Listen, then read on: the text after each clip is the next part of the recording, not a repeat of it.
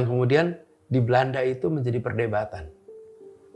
Apakah negeri kita ini sejahat itu di koloni kita?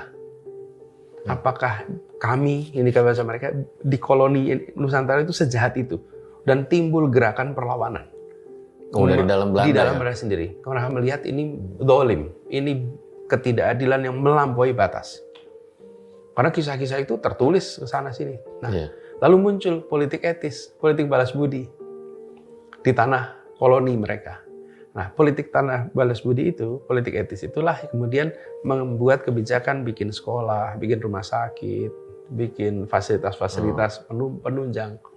Nah, sekolah itulah yang kemudian menghasilkan generasi baru yang melek. Seperti angkatannya Soekarno, Hatta, Syahrir, Natsir, Tan Malaka. Mereka adalah orang-orang yang muncul akibat politik etis.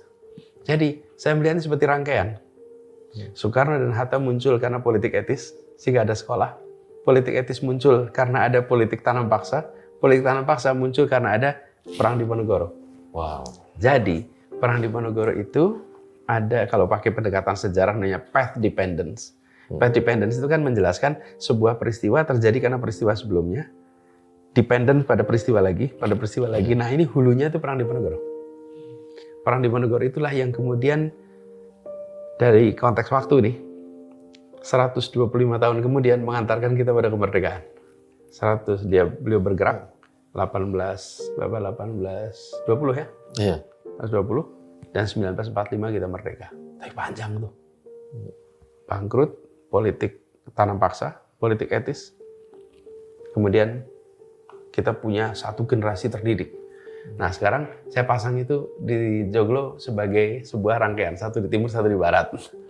Ini yang mulai, ini yang menandai fase itu sebagai satu loop tuntas.